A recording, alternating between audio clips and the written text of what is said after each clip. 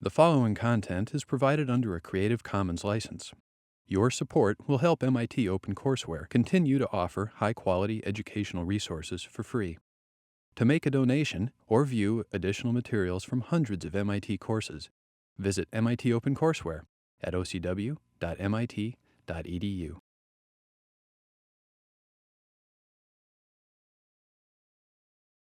Let's march ahead into upstate New York and do formaldehyde. But first, there's a what should business do issue that I should have brought up last time, so I'll bring it up now because I didn't. This is super PACs. How many people know what the Citizens United decision is or was? So, well, it's more than that. Yep, a few. Let me just walk through it a little bit. So before 2010, basically corporations and unions, well, they still can't, make direct contributions to candidates. They could fund independent organizations that put up political ads, but the political ads couldn't be near elections, et cetera, et cetera. Now, after this decision, they can do essentially anything as long as it's not formally part of a campaign. So if you've been following this year's Republican primary season, there are a lot of super PAC ads targeting one candidate or another. Most of it's negative, and there's a lot of money. The question is, you're the head of a publicly traded corporation. You can now make major political contributions. The corporation can now make major political contributions. Should you? Should you? Or when should you? Stephen, what do you think? I think they should be able to. They're able to. I'm not talking about that. Should they? You're the CEO of, you're the CEO of Apple. Should you, and Apple's got a lot of cash, should you spend some of it to give some of it to a super PAC which has a political agenda that you know, that's all? At the end of the day, I think there is no harm in doing so. So I would recommend, or I would potentially do that, just because when you have all these different candidates that could potentially move things in different directions, especially for a company like Apple that relies heavily on foreign countries to do some of their manufacturing or some of their new products coming out and other related patents, it could be very favorable for them to see a certain type of political candidate in office rather than someone else. So you would do it where the corporation's interests were likely to be directly affected? Any other reason you might do it? I would also do it could also do it in more of a publicity type of thing, where it's saying that we're in favor of this green energy initiative and we would like to see our candidates supported in that area. Okay, David, you with him? Yeah, I agree that, I mean, the overall like morality of the issue aside, as a CEO, I would probably donate some money if there was a direct impact, but also, again, from a PR point of view, whatever I'm trying to accomplish. As far as the company in general, I think Apple gave money to a political action campaign opposing the gay marriage ban in California. So that's part of the image that they push forward. I think that might have been Apple's regular PAC. I don't think it was a super. Maybe I'm wrong. I think it was the regular PACs. Let me describe it. They've existed for a long time. The regular PACs are where the executives of the company contribute money. The super PAC is where the company contributes money. There's a big difference, right? One is the executives' own money. Executives are board members, and the other is my money as a shareholder of Apple. But if it directly affects the corporation, I take the point. But you do it for publicity, and you do it for a variety of causes. So I'm a right-wing Republican who owns Apple stock. Do I like you giving to a green PAC? You don't care. Okay. Apple shares, if you distaste in the political stance that we're taking is really that offensive to you. Anybody from the other side of the room? Vivian, what do you think? Sorry, I'm also a little late. I don't really know where we're at. The question is, should a corporation, let's say Apple, take a big corporation that has cash, make contributions, not the executives, but should the CEO cause the company to make political contributions? And if so, when? And if not, why not? Should they make political contributions? Should I go for the Reform America PAC that favors Ron Paul, or the, I forget what it's called, PAC that favors Romney, or one of the Obama-leaning PACs, or? I think that's a really risky decision to make because of like different interests of your shareholders. So. Shareholders might not all agree. Right. Yeah. Benzie, you were I with. think it's in the interest of the company, like in regards to like Apple with exports from or imports from other countries in terms of manufacturing. Like it's in the benefit. It's beneficial to the company and to the shareholders to maximize value in that way. So like. So. I think it's favorable if they're doing it for the company's best interest. So if it's somebody particularly focused on them. Ariana? I agree. I think that like even if like the company ends up giving money to a cause that you don't necessarily personally support, like as a shareholder, you like I think you should think of your interests separately. So like you have interest in this corporation, like as pertains to making a profit, and you might also have separate personal interests. And so like if you personally you want to donate to like whoever you think has the right position on gay marriage, I think that's fine, but you should know that the interest in the corporation is purely about making a profit. So if the corporation is supporting a cause that furthers that goal, then that's fine. But gay marriage probably doesn't have a lot to do with my earnings as a shareholder. So you shouldn't be worried about the corporation getting involved in that. Andrew? One thing about like this sort of allowing companies to do these sort of things, I think is that whereas in some situations you can see the merit like directly, say if I'm a bank and there's this candidate that I know is gonna like force me to have like higher standards and all that stuff, I might want to like go for the other candidate. But I think that having these sort of rules like allows for companies to go like in these like murky territory where you're kind of influencing things you probably shouldn't, and like you increase your in terms of like. Well, you're arguing you don't like the decision. Sorry? You don't like the decision. Yeah. You don't so like. what I'm trying but to the say decision's there. What I'm trying to say is that like as a CEO, doing something is supposedly to improve like the company's position is like completely subjective, because they're like doing the giving money to candidate X might be interpreted, okay, I'm doing it because I want him to support this, which is good for my company. But then there are a whole other things that you're doing by doing so that I think is more of a negative publicity than positive publicity, in the sense that you're influencing decision making. Because it might be that you're doing it for him to support action A, but for action B you also have influence on him, and then that might be that you don't want to have Apple to have influence on what he decides on something else.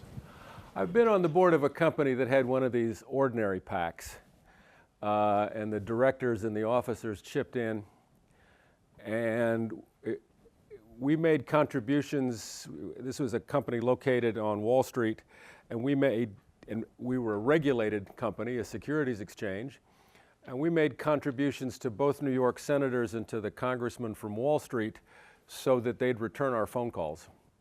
Basically, we're not going to buy influence. If they're not concerned about the fate of companies on Wall Street, then they're in a lot of trouble, but to basically get your phone call returned, you make a few $1,000 contribution.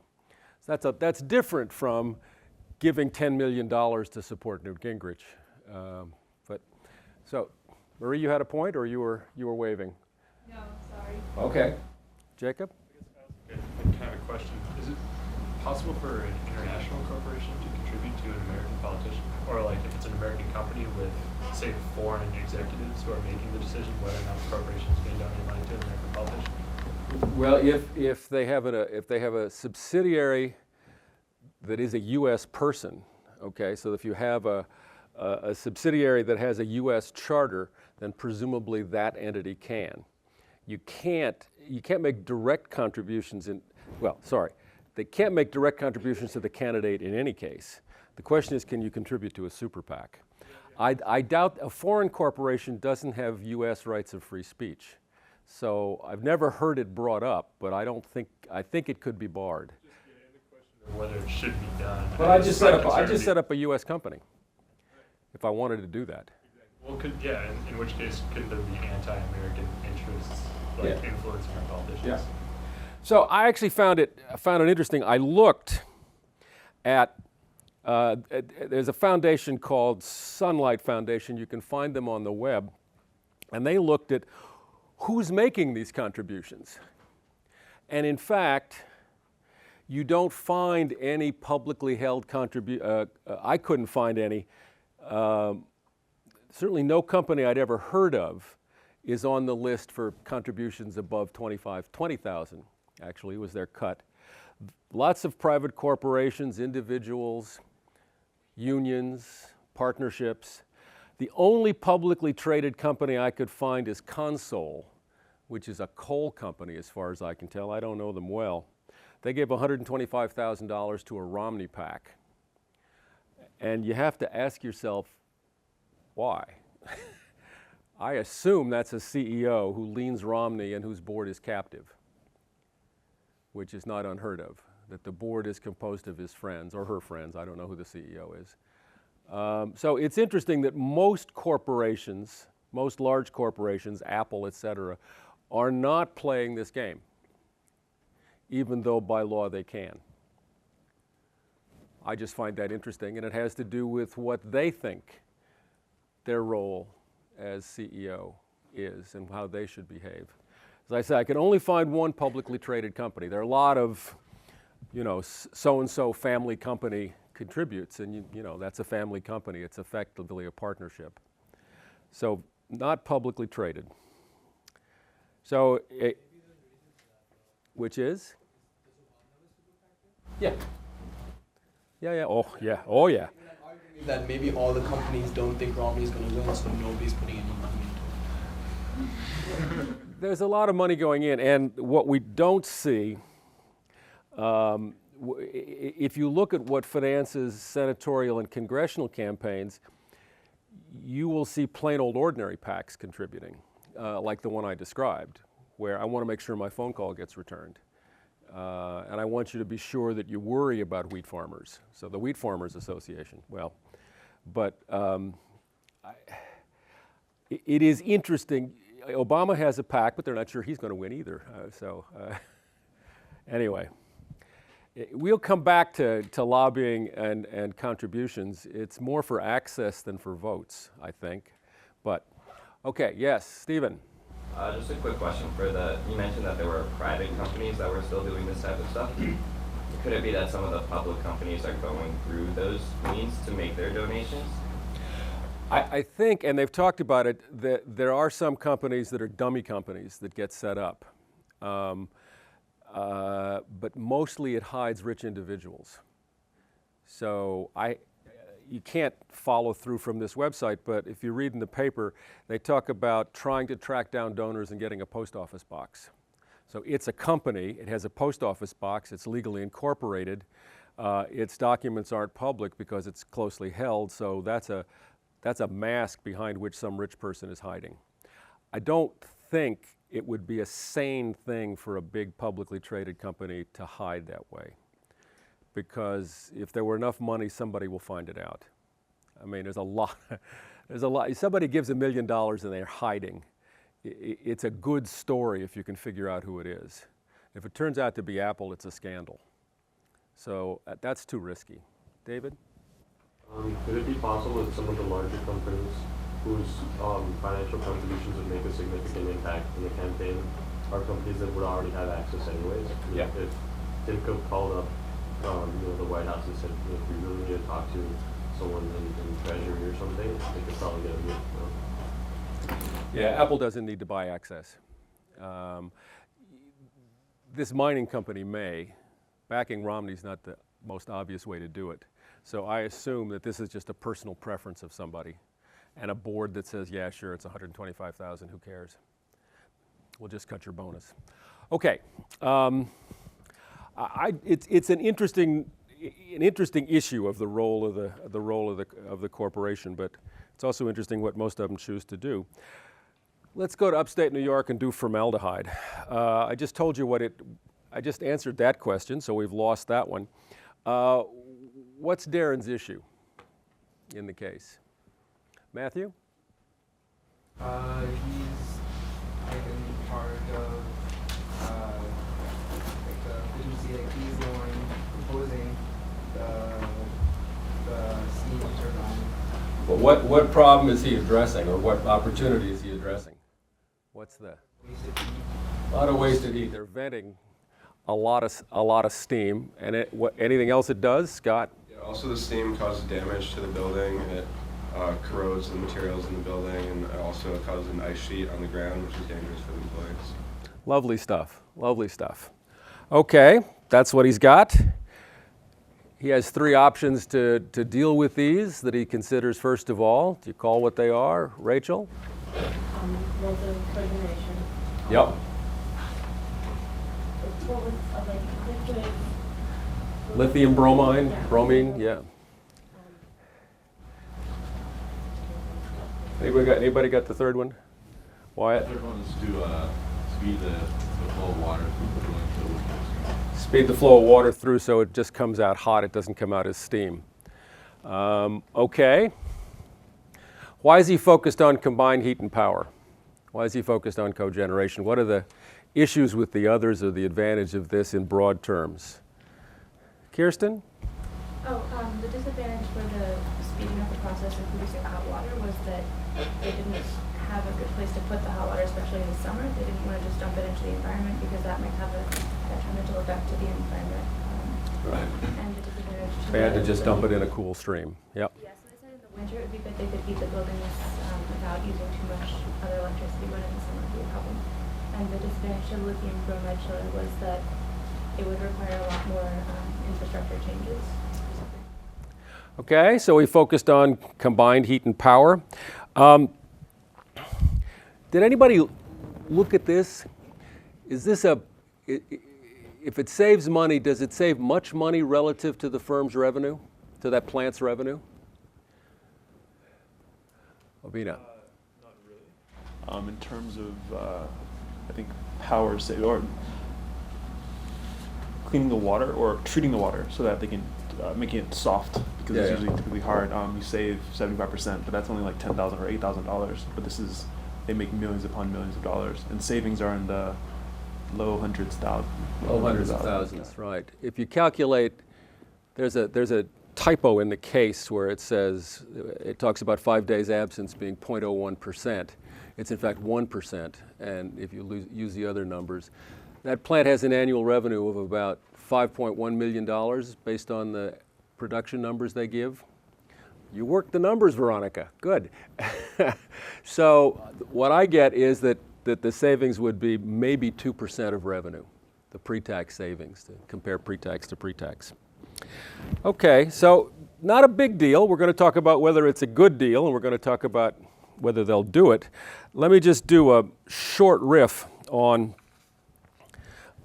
combined heat and power and waste energy. It's interesting if you look at the rejected energy versus usable energy by sector, right? So this is waste. Transportation, 75% of what goes in comes out as waste energy. Electric generation, just about a third, and every place else about 20%. And you all know the answer to that, what form the waste takes, yes?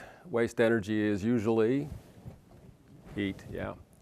Yep, so I mean, oops, backwards. This one, transportation's tough because cars are not all that efficient really. But for public transportation, this is a tough one. Residential and commercial, an awful lot of the energy is going into heating and cooling. You can make it more efficient, of course, but it's hard to capture. What's attractive about industrial and electricity is you have high heat, you have large delta T, you have the ability to use a big temperature differential, and that's the whole combined heat and power story. That there really are two basic forms, and the case kind of mentions it. The first is called district heating, where you take waste heat, relatively low temperature, from electric generation and you pipe it around to heat buildings. The Danes did a lot of this. One of the readings mentions that. It's also interesting, the Soviets did a lot of it.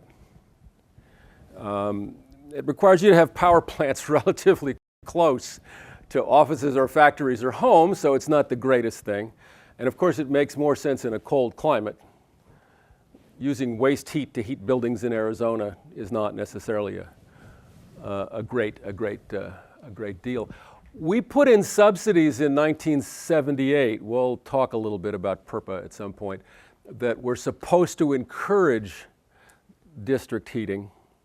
It didn't do much for a variety of complicated reasons. It's generally acknowledged as a good thing in lots of places, but we don't do very much of it in this country for a variety of reasons. The other is electricity generation, and there are sort of two versions. The first is basic combined cycle gas turbine, which is a relatively recent, I should be able to date it, but I can't, maybe the 70s, maybe the 80s, generation technology. That's sort of how people are building efficient gas plants these days, right? You run a combustion turbine, which has a hot exhaust.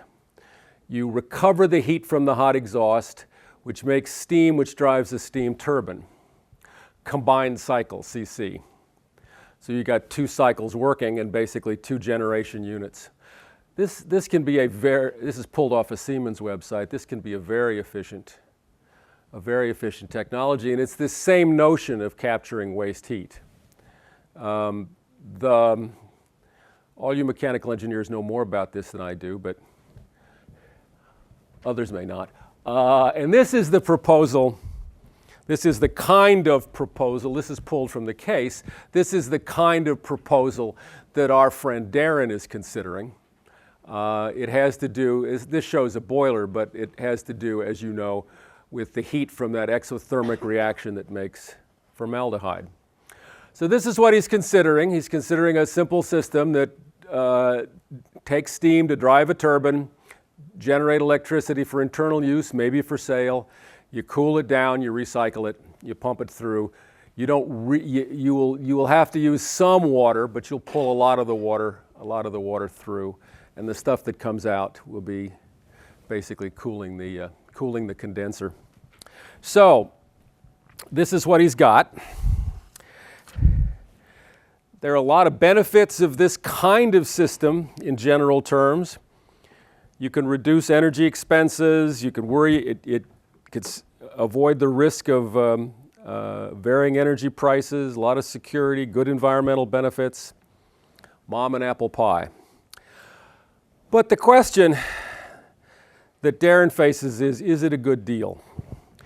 I want to mention two concepts that the case kind of puts forward and the spreadsheet puts forward without defining them. And I'll talk about them briefly. So if you've got a vector of cash flows, CT, that's the net present value, right? You just discount all the cash flows. The case talks about the payback period. And the payback period, right, is the smallest time such that basically you get your initial investment back, assuming there's an initial investment up front and then returns in subsequent periods. You go out as far as you need to recover the initial investment. This is kind of a very old-fashioned way of making investment decisions. And the problem with it is stated there because it matters what happens after that time. You know, I tell you that you invest $100 today, you get $50 a year from now, $50 2 years from now, the payback period is 2 years. If that's all you know, that's a terrible investment. right? You've just given me your money for 2 years. What really matters is, okay, what happens after that? What happens after? And the longer the payback, all else equal, it may be the worse the investment, but you can have a really terrible investment with a short payback period because it dies. So the case talks about it. I just want to caution you that by any sort of reasonable standard, that's not something you want. It's something you want to look at perhaps because it may be a horseback way of thinking about risk. Right? After 2 years, we're playing with house money because we've gotten our money back. Andrew, you have a comment? Exactly the point I was going to ask. I mean, I assume that even though it's not like the best metric to make the decision, it could be a good metric to see like when your cash flows are coming in terms of like if I have something that has a payback period of 2 and a payback period of 15 years, I just know that like my risk is I have higher risk in terms of like when I get my money back with the second one. No, I think that's right, but you also want to just look at the nature of the risks. If I tell you it's a bond, then you don't worry about it. If I tell you it's a nuclear plant, okay, the nuclear plant has a 20-year payback, but if it runs for 40 years, it's got a high net present value, you're right to say, wait a minute, an awful lot can happen, see Germany. See Japan. So maybe I don't want to do that. But that's sort of the main argument. The internal rate of return is also sort of interesting. Okay, you can think about the net present value as a polynomial. Well, it's a polynomial in 1 over 1 plus r. And you can say, well, suppose we're doing this chalkless. Suppose that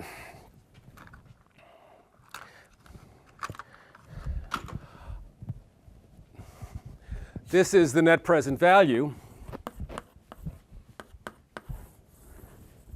and this is the discount rate, then what you might expect is that if you make an upfront investment, you get returns over time. The higher the discount rate, the lower the net present value. This point would be the internal rate of return.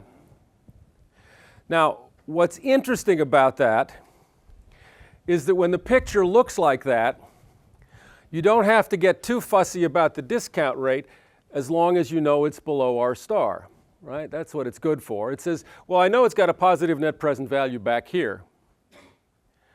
But, so if the discount rate's somewhere in this range, but I'm not sure where it is, I know enough to know the net present value is positive. But you can have, the graph could look, it could look like that. It could look like that if, you know, at the end of the period it is a nuclear reactor and we've got to clean it up. Okay, then high discount rates make that cleanup cost smaller in present value terms. Right? It's a polynomial, so the number of sign changes is related in ways I've long since forgotten to the number of real roots.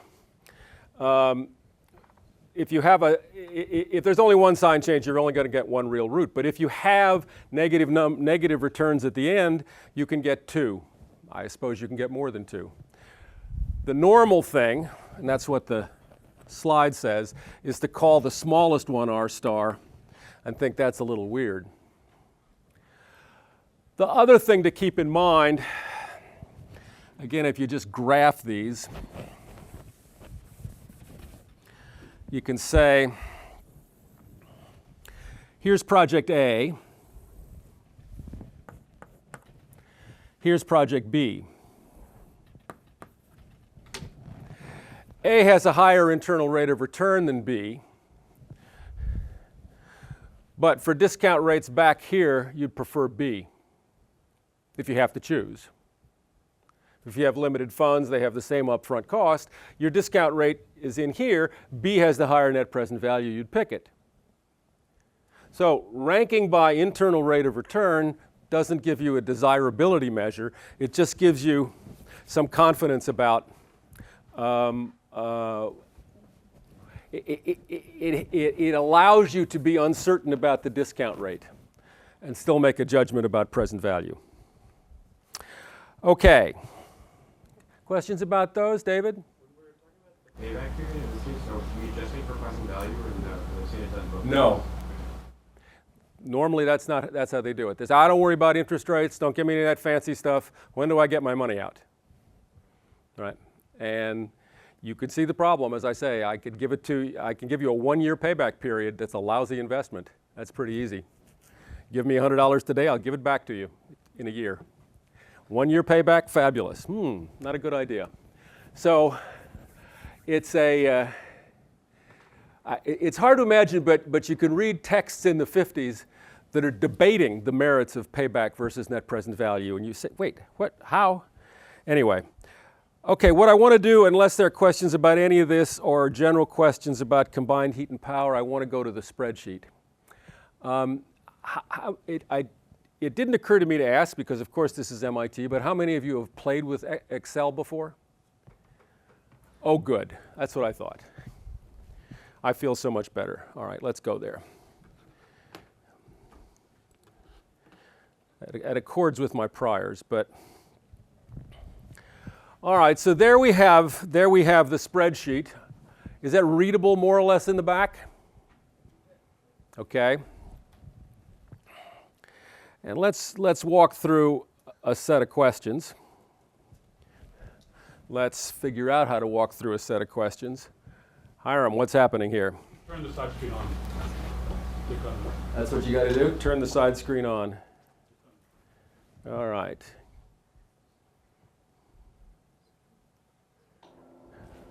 No. Ta-da! All right, this works like that. Thank you. If you walk through this illustrates my point about depreciation. You get total savings, total expenses, gross margin, that is to say, what does this thing throw off in terms of total savings per year? You can subtract depreciation and get earnings before taxes if you want to, but then you'll notice what happens. They compute taxes and they add back depreciation, right? It appears here and it appears there. Depreciation is a game you and your accountant play with the tax people. So when calculating the after-tax in-your-pocket savings, you have to say, what depreciation do I get to take? How does that affect my taxes? That's it. That's it. If you get faster depreciation, your income is lower and your taxes are lower. Your income being lower doesn't matter. Your taxes being lower does. Is that reasonably straightforward? Because you're going to see this in later life, I'll guarantee you. And it shouldn't be mysterious. It really is, and it's an accounting entity. You report it on taxes. Some companies use different depreciation schedules for taxes than for financial reporting, which you're allowed to do to some extent. Okay, question. I talked before about the difference between doing things in real terms and doing things in nominal terms. Which is Darren, assuming this is Darren and not some Sloan student who wrote up the case. What's Darren doing? Is this a real analysis, a nominal analysis? Is he confused? Chaimo, what do you think? I'm confused. Huh? I'm confused. You're confused. Okay, say why. I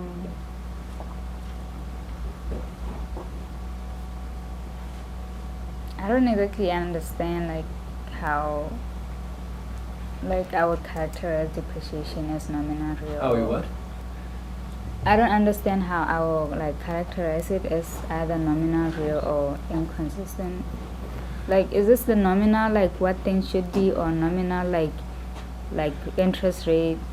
Well, what I said last time was, if you want to assume that prices don't change in this world, where prices do change, then you'd better use a real discount rate that measures purchasing power.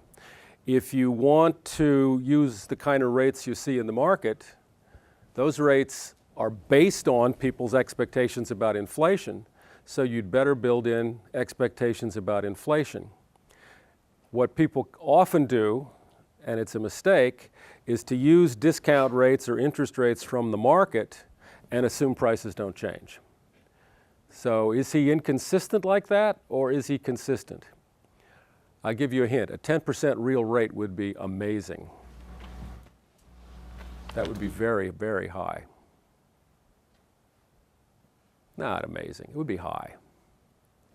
Mathura? I mean, from what you just said, it looks like he is doing nominal analysis. Doing a nominal analysis, yeah.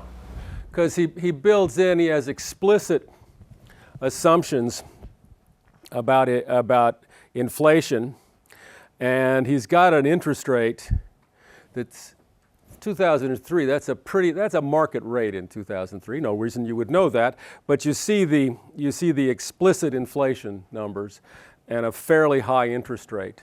So he's doing a nominal analysis. It looks consistent. Is there any defense in the spreadsheet or in the case as to the choice of discount rate?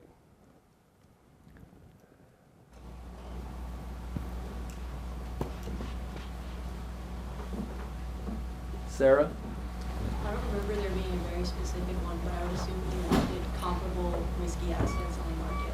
Yeah, he didn't say it though. There's no discussion of where that 10% came from.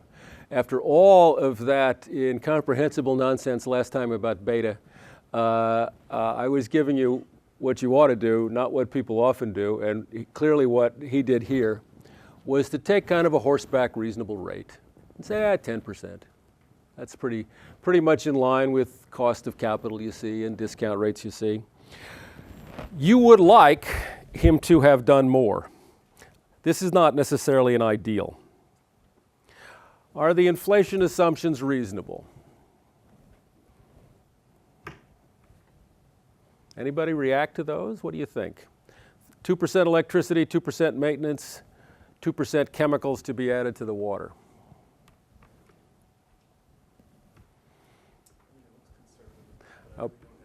I haven't been looking at interest rates on a yearly basis, so I don't know what to compare it to. I'm shocked. I'm shocked. I assume that's what people around here did. I certainly do. I mean, these are not implausible numbers, right? I mean, if you look historically at inflation rates, they run in this country 2.5%. So 2% is reasonable. What you don't see in this spreadsheet, what you might like to see in life, is you might like to see, well, does the choice of discount rate matter? You could check it easily enough. We could put another rate in. Do the inflation assumptions matter? Is the outcome sensitive to these things that don't get defended much? That would be, if you were doing this for real and it was your money, you'd want to do that. You'd want to say, okay, I'm not too sure about those assumptions. Are they critical? Do they drive the answer? If they do, you'd want to look harder. We don't see any of that. We may be missing a dozen spreadsheets in the background, but we don't see it here. Okay, as you read the case, where are there risks on this sheet? Jorge? Anything here that's not certain?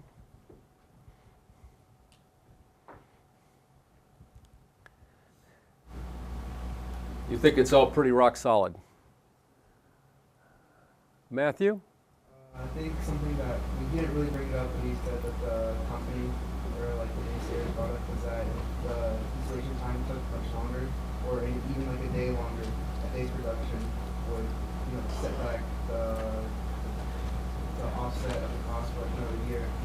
Yeah, we don't see the lost production here, and there is presumably some risk there. What about, and that's related to the installation cost, for which we have only an estimate, right? We don't have a guarantee. Rachel? I guess the thing that kind of jumped out to me was them assuming that they could get that grant. Yeah. Because there's been a lot of policy talk about getting rid of the alternative energy grants and consequences and whatnot. Yeah, I thought that was pretty bold to say, well, I know the text says we're pretty sure we can get this matching grant for 172.5, so we'll just assume we get it. And there's no lost production in here. Shemmering? During that time was much more reasonable in order to get the grant. I think nowadays might be much more difficult after the financial crisis, but before then, the period kind of leading up to 2007, it wasn't very difficult for a company like that to get a grant. I mean, comparably, I think now, yeah, sure, that argument is probably fair for nowadays, but not necessarily the case back then. If I were a naysayer, I'd say, do you have that in writing? Do you have that grant? That's big relative to the whole upfront cost, and he didn't quite mention that. Yeah. Really, I mean, companies like Tesla and Viscar Karma got like $500 million loans for their projects. Yeah, but this is a New York State. I don't know this program, or I certainly don't know what this program looked like in 2003. All I know is that the case said can probably get the grant. I would say, gee, I'd really like to know, how does this look without getting the grant? I mean, do we know we're going to get it? Suppose installation, in fact, the installation cost, didn't they say 120, 125, and he said, I think we can get it down to 100? Isn't that right? Yeah. Thank you. I need support. So anything else that's uncertain here that you might want to focus on? Julian. I don't see any removal costs on there, or like removal costs? You mean when you scrap it at the end? Yeah. That's a good point. That's a good point. He doesn't talk about, he runs it out for, I forget how long this spreadsheet runs, but he didn't talk about what presumably you wouldn't throw it all away since some of it's pipe. Well, maybe you would. I mean, it's pipe with water, so it should last pretty well, but the generator you'd have to replace and the turbine you'd have to replace after a while. You're right, there's none of that. But I guess you could think about, well, the question is there a disposal cost? Yeah, the question isn't would you have to replace it, because you probably would. The question is, should there be a negative number at the end? Or could you sell it for scrap? And he didn't mention that. Anything else? Okay, do you like his treatment of these risks? Darren is not our favorite person here, yes. Well, the thing is, since we don't know exactly how he came up with that discount rate, there's a possibility that he's not really accounting for the risk and the cash flows. He might just, I mean, the discount rate is it's kind of low, but maybe he took that into account when calculating the risk premium associated with his discount rate. So maybe, but. Is this my next question? Yes. Did he use pessimistic figures, optimistic figures, or more or less middle of the road figures? Pretty optimistic, huh? Yeah. Chad, you agree? Optimistic. Okay.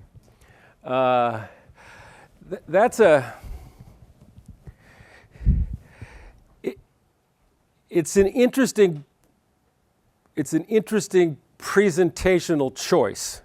Right? Because Darren knows all of this. And Darren could just say, well, yeah, I've been a little optimistic, but the 10% is high.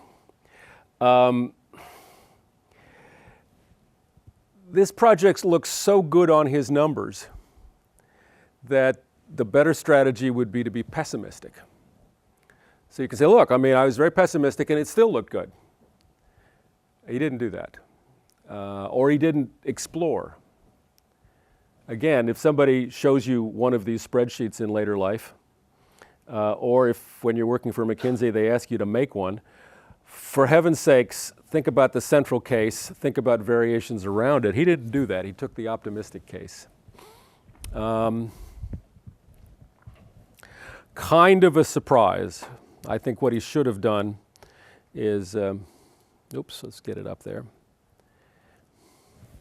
Yep. He should have been kind of central of the road. Here's a beta question.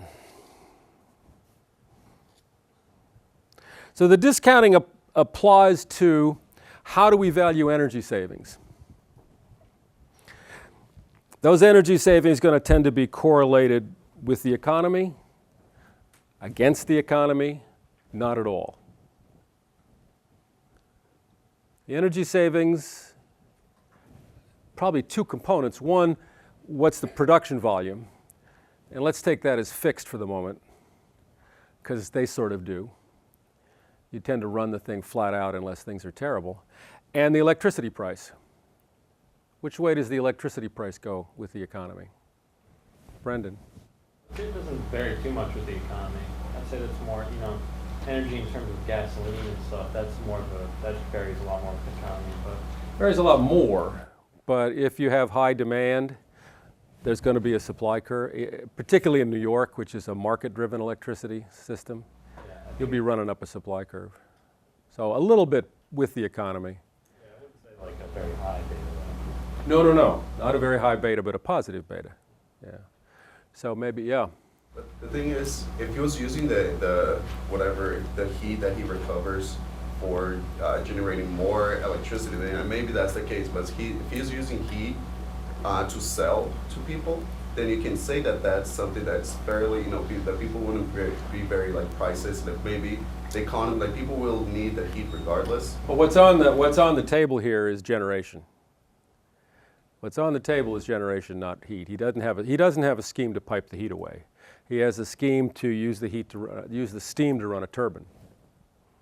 So, good point. It's cold in New York, even in good years and bad, but the electricity price is what's at issue here. You'd value the savings. So,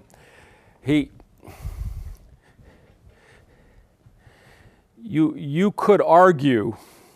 Well, you could argue you should use a somewhat higher discount rate than the cost of capital to the firm as a whole, just because there's a positive beta. We'd have to look at the firm. Now,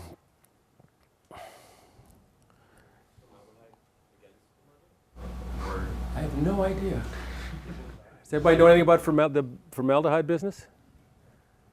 It's a very diverse group. No one does formaldehyde at home? Okay. Okay. I don't have a clue. They wrote the case as if you just ran the factory. They didn't talk about it being cyclical. And nobody talked about, none of the naysayers talked about much cyclicality. But I don't know. Brendan? Yeah, I think people are still going to die, so. It has other uses, but it does have other uses which the case discussed and I don't remember. But okay, what do you think are the most important assumptions in this spreadsheet?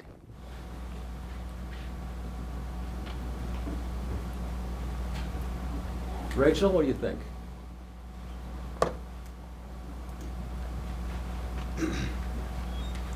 Tough call, just staring at it, yes? You'd have to go and look at, you'd have to answer that question, and I raise it because that is really the key question. If I'm a naysayer and he gives me this spreadsheet, I say, well, what did you check?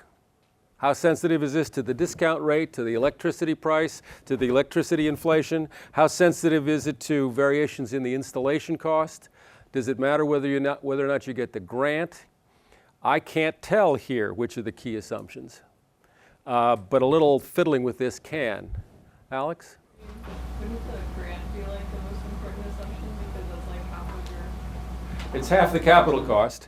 If you go down though to his net present value, you say, well, that doesn't matter because it's 172.5 and the net present value is ginormous, so lose the grant. The question is, what assumptions would turn it negative? And he didn't answer that. If it saved less than you assumed it would save. Well, there are a lot of things that'll do it. The question is which are uncertain. That's not the technical. They described the technology as pretty vanilla. So I assume that was not. You're right. That would do it. if you saved less, if the electricity price collapsed, if the discount rate were much higher, in fact, for one reason or another, if you couldn't do the, I mean, you could add them up. I ask this question not because I expect you to be able to answer it, but because you always have to ask that question. What's driving this answer? What's driving this answer? Finally, did anybody see the mistake in computing net present value? Sarah? Started in column C instead of column B. So Bingo.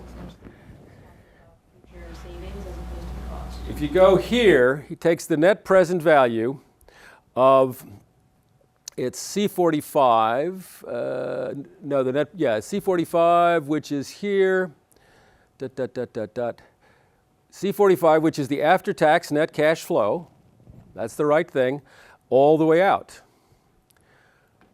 But he forgot the initial cost. That's one of the most bizarre mistakes I've ever seen. If you look at, there's the formula, net present value of all the savings. Well, what needs to happen here, it's got a not available in protected view. Do I trust the contents of the file? Of course I trust the contents of the file. We're all friends here. What he needs to, I see because I erased. What I need to do here is I need to subtract the initial cost.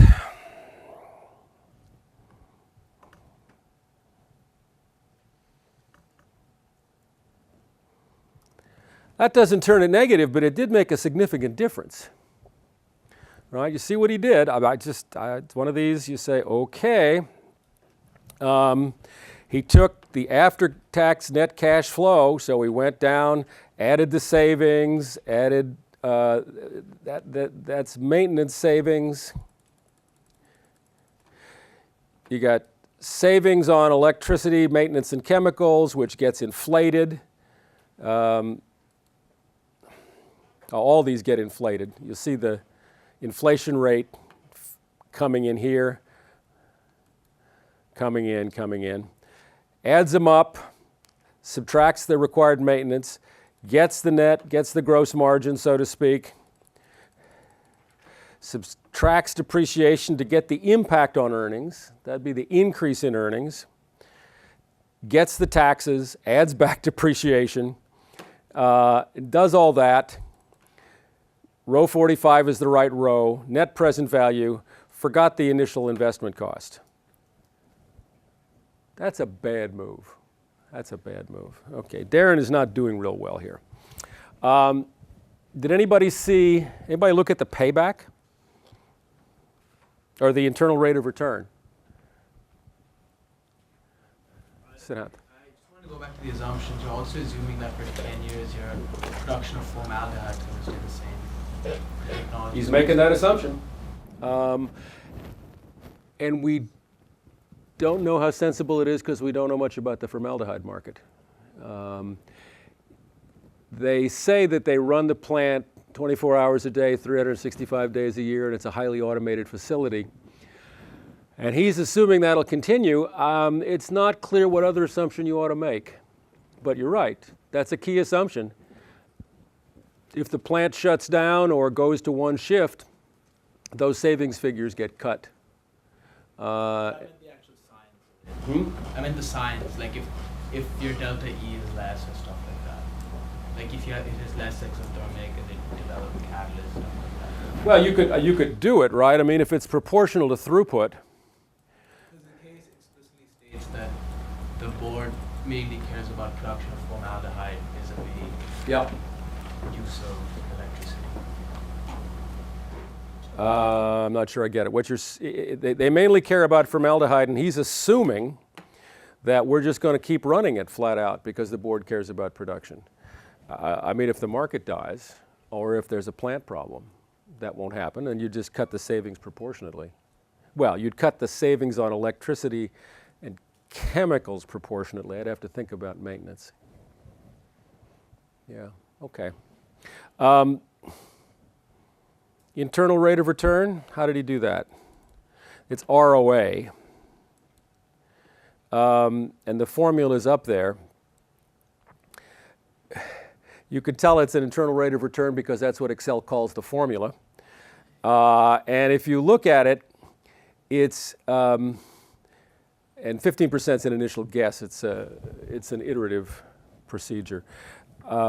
It's B49 to R49. So it's the pre-tax, it's the internal rate of return on the pre-tax cash flow, which, why would you do that? Why wouldn't you take into account the effect of taxes? If you looked at that, that's weird. You should do it up here. And we could do it. I haven't. It's going to be significant, but that's just strange.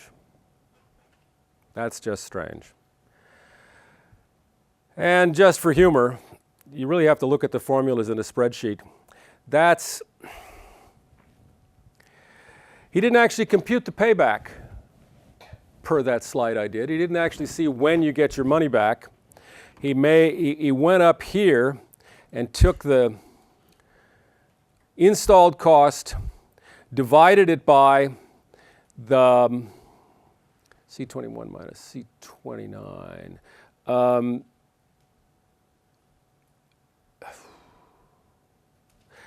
Yeah, divided it by what amounts to C32, divided it by the annual savings in the first year, but the savings differ year by year. So it's just and he doesn't consider taxes. So this is a good-looking spreadsheet, and what astonished me when I looked at it was, wait a minute, that's wrong, that's wrong, that's wrong. Otherwise, pretty good. Otherwise, pretty good. Any questions about the spreadsheet? Okay. Let's leave this. No, I don't. Let's go away, and let's go back. So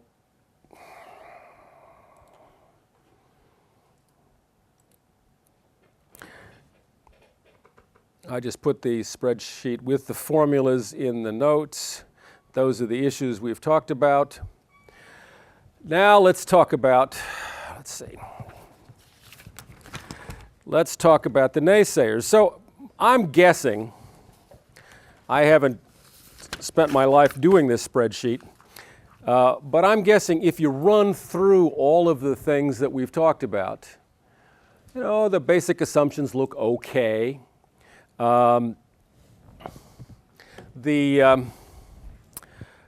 Numbers, he's too optimistic, but his discount rate's probably a little high.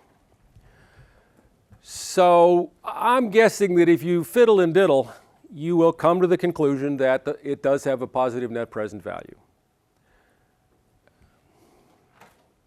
First objection, you are now Darren, folks. First objection, if it's such a great idea, how come nobody else is doing it? And your answer is, Obadiah, what do you say? You're going to just take that? You're not going to just take that. What's your answer?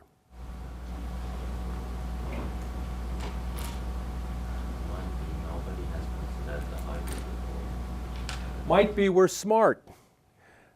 Might be this is a chance to take a leadership position. Charlotte. It could be that, like, the reason they're considering this is because they do have all that excess heat and steam that's corroding their plant, and maybe other people's plants are designed in a way that they have never had that problem before, so have they considered it? Could be, although it sounds like a standard problem, the way they describe the basic reaction. You just dump this stuff in a vat and it gets hot. Martha? People working in warmer areas that don't have the same issue with ice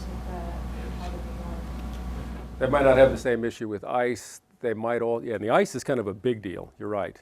If you're in the middle of the desert and nobody can see you venting a lot of steam, you might just say, of course, if you're in the middle of the desert, you may have a water problem. But actually, I think my response would be, this is an opportunity to show leadership. But let's try the next one. What's your answer to that one? This is what I got as I estimated the revenue. Yeah, I love your net present value. That's just swell, but there's a risk here. There's always a risk here. Yes, there's always a risk. We talked about outage. We'll come back to outage. But I mean, it's 2% of revenue. You're going to make the plant more complicated, and if you're lucky, we'll save 2% of revenue. Why should we do that? It's going to be lost in the noise. As production varies, as price varies, as everything varies, why should we complicate our lives? Now, these kinds of things come up. Sam? One, you could say you could play the whole green angle, like it's a good way to make the environment better, but also you can say about, like, in the future, we don't know what's going to happen to the price of electricity, and if it rises, it's a good insurance policy we have. And also you can say that, you know, the technology that we're adding has a pretty good track record, like it's not that complex. Yeah, I mean, this is not the first time this contractor's ever done it. So the risk doesn't sound like it's that high. 2% is 2%. Not bad. Anybody else? Ryan? It's not actually changing the formaldehyde process, so it's not complicating it in that respect. There's also the safety issue, and like you said, the green issue. The safety issue being like the ice drying. Yeah, got the safety issue. That's a risk. Boy, somebody slips and falls on that ice, and we get stuck with nice negligence, big medical bills, sympathetic plaintiff. It's really depressing. Scott? So I think if you look at it in terms of percentage, it doesn't sound like very much. Like saying like, oh, it's only 2% of our revenue. That doesn't sound like very much at all. But if you say, oh, it's $300,000 we're saving, then that's like, while it may be only a small portion of the revenue, $300,000 is a large amount of money to pretty much anyone. So. To a $5 million operation? I don't know. Maybe. Yeah. It's not trivial in the absolute. Anybody else? They're also gonna use current employees to run the same thing, so I presume their salary would increase. I wouldn't want to presume that. I'd say their job satisfaction would increase because it would make their jobs more interesting. That's the pitch I'd use. And it's a good point. You might want to see if you can get them behind it.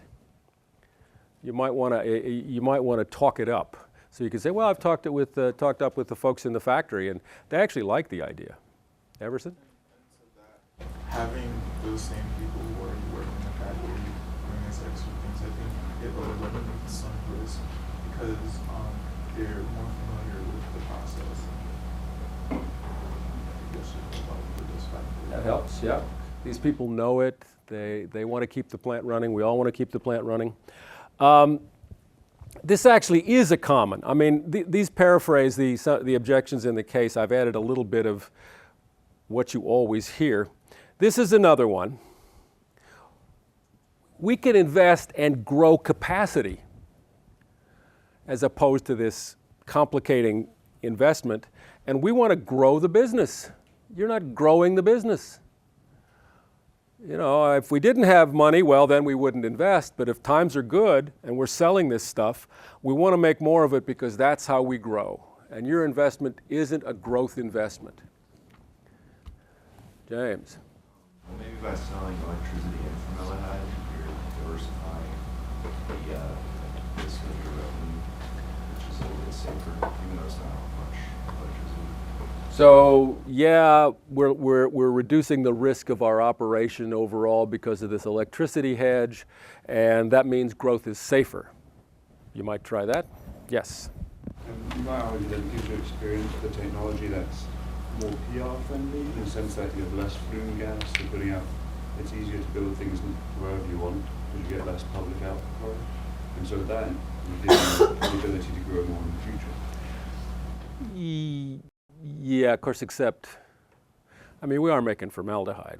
We can't, you know, we can't make it into flowers, Chimo. Yeah. I think maybe finding like a better solution to get rid of the steam could allow you to increase capacity. Because like if it's just like lying around, there's probably a maximum amount of formaldehyde that you can produce and have the steam creating ice. Or that's an interesting thought. So you're saying we can only do so much of this venting and ice and so on, and that may someday be a constraint on us. Yes, Finding like a better solution like that might make them, enable them to expand it even more. Okay. Max? So this process saves you money every year, and after you finally get to that year that you get your initial investment back, then you're gonna have extra money. Roughly year 3, yeah. Extra money. Extra money that you can invest in increasing capacity every year after that. Oh, that's nice. That's nice. If we play it right, I mean, this is presumably, you get this stuff, you're getting this. They don't specify in the case who he's talking to, but presumably this is a middle management group that passes on capital spending requests. So your response would be, look, folks, if this plant is more profitable, which it will be, we're going to be able to use that to generate, to get more investment money to expand. We don't necessarily get to put it in our pocket because it's all part of the corporation, but it'll be a good justification. Andrew? What you could be doing with,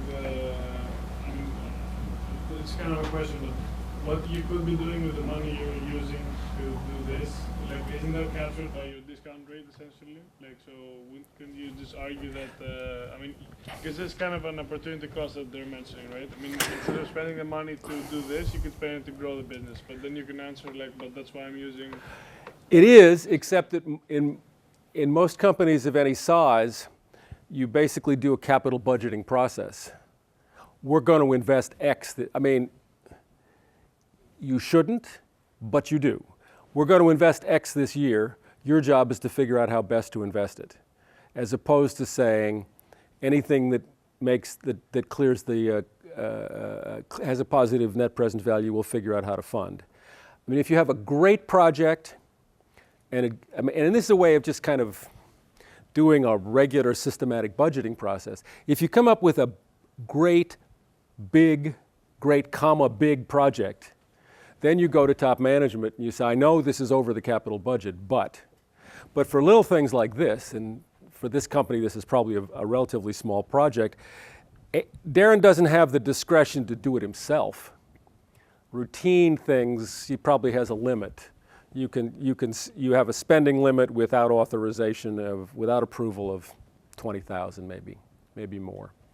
For anything above that, up to some ceiling, you got to clear it with whatever this group is that is full of skeptics. Beyond that, the group has to go and say to top management, I know you only gave us $800,000 for the formaldehyde division, but we have this great idea and we'd like to present it. So it economizes on top management time to some extent. It also gives you an orderly budgeting process so you can kind of predict cash flows, but it imposes this kind of constraint. I mean, capital budgeting processes do. At some point, somebody sits in the room, you got a good project, I got a good project, we don't have money for both. And they're not so good that we can get money for both. We need to choose. And there is a tendency to say, we want to grow. We want to grow. That is an issue faced that investments in efficiency and conservation traditionally face, because they're not growth investments, and people like growth. Obina? I don't know if someone mentioned this about the second point, but it might be 2% of revenue for one plant, but what if you have several plants? They're like this plant, it's 2% of revenue for all the plants, right? If you install the system at a number of plants, you could easily end up with revenue, like savings in the millions. You could end up with a good number. It would still be 2% of revenue, probably, on that order. Okay, yep. No, another way to do that argument, and it's sort of a little variation on the first one, would be, look guys, we can lead the way for the company.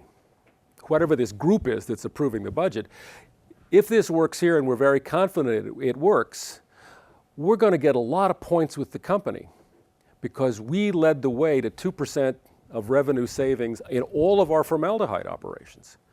Now, maybe it's not 2% everywhere. We got to run the numbers. Electricity is probably particularly expensive in upstate New York, would be cheaper in Ohio.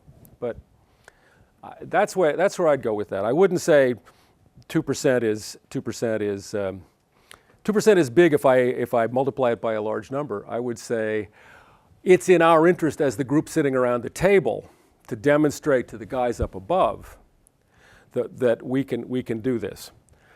Okay, here's another one. This is a killer.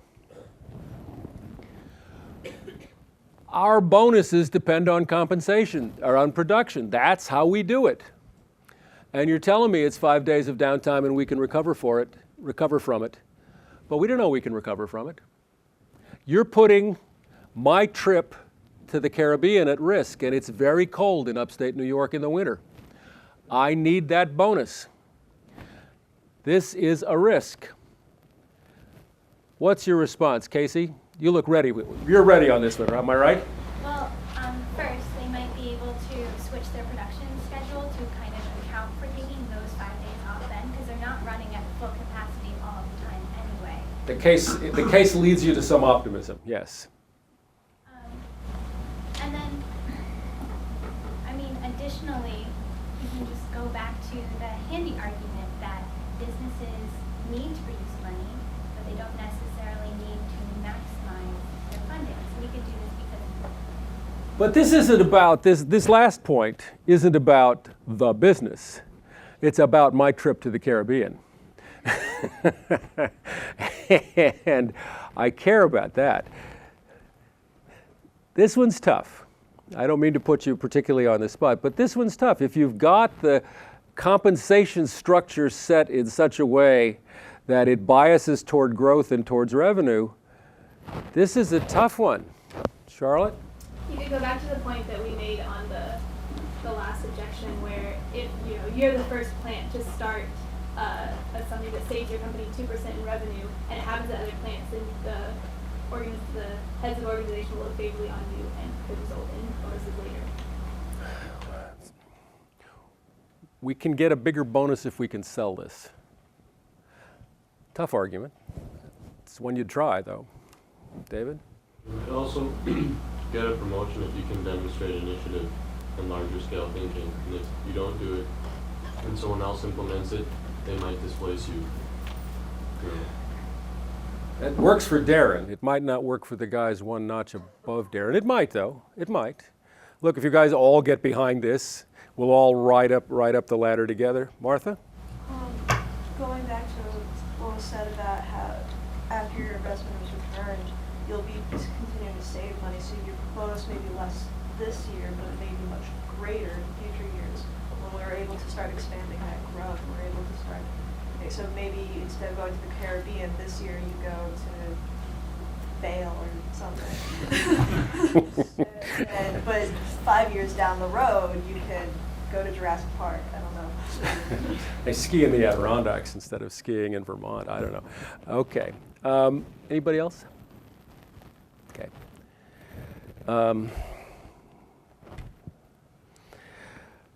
How about that? The case talks about all these policies. There's this kill switch problem.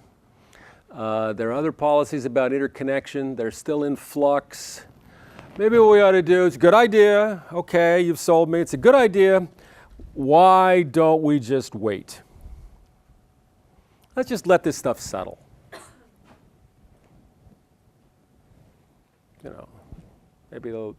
Maybe if we do it now, we'll have to take precautions we wouldn't have to take if they apply more sensible policies down the road. David? You could argue none of the competitors are doing it now, so doing it now gives us a competitive advantage versus in the future, the competitors have already introduced it, and we're just trying to catch up. Well, we are, but suppose the policy goes against us. Suppose instead of making it easier to interconnect, that the policy change makes it harder, requires us to put on more protective devices, let's say $200,000 worth, and then all of a sudden that's extreme. But all of a sudden the policies we were counting on, the ability to sell excess power, which is still in flux at this point, turns out we can't sell it, turns out we need to have more protection. Maybe we should wait. Claudia, what do you say? You sold with the skeptics? I mean, that's not a crazy point. No. Is there a chance to like approach local regulators directly and to make it allowed? Well, one thing Darren might have done is he might have not necessarily approached them, but he might try to get a feel from, say, his local representative. A lot of this stuff is going on at the state level. He's running a pretty big operation. He's one of the great polluters. One of the great operations in the area. He might make a phone call and say, "Look, can you tell me where this stuff stands? I mean, is it going to get resolved in 6 months, or is this a 5-year marathon and it'll get changed every so often?" That matters. If it's going to get resolved in 6 months, let's wait. If it's going to be debated for the next 10 years, why wait? Ariana?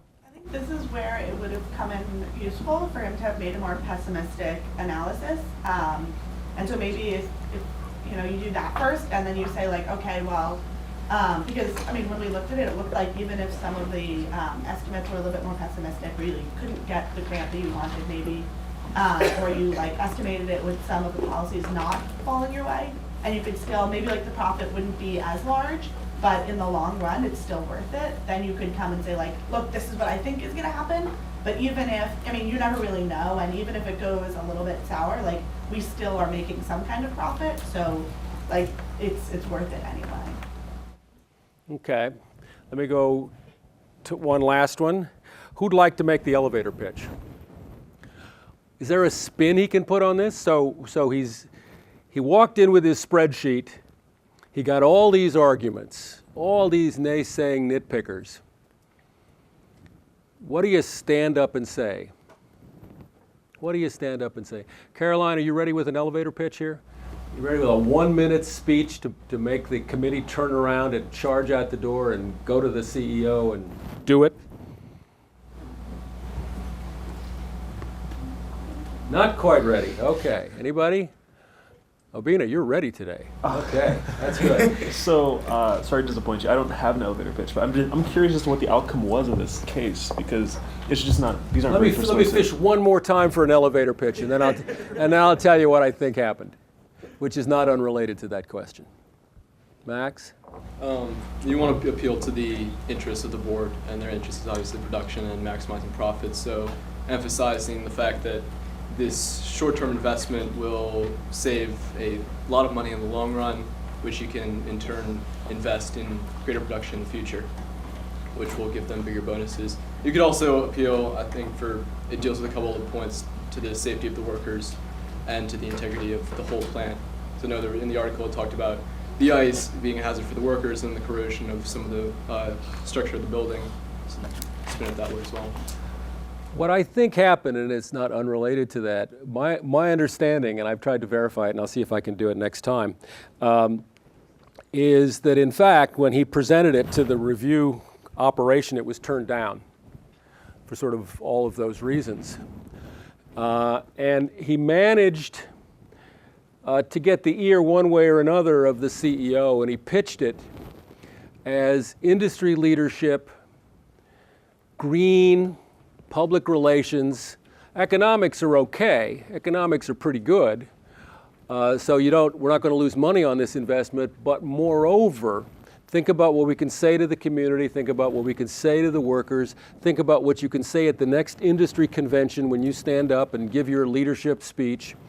We'll get benefits. I mean, we're venting steam. It's not hurting anybody, but it doesn't look good. It's going to look better.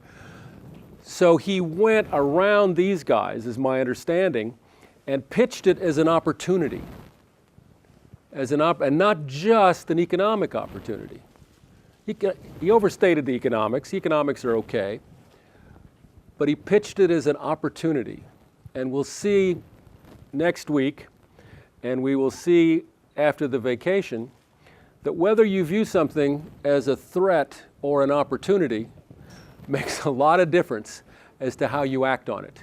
Thank you very much.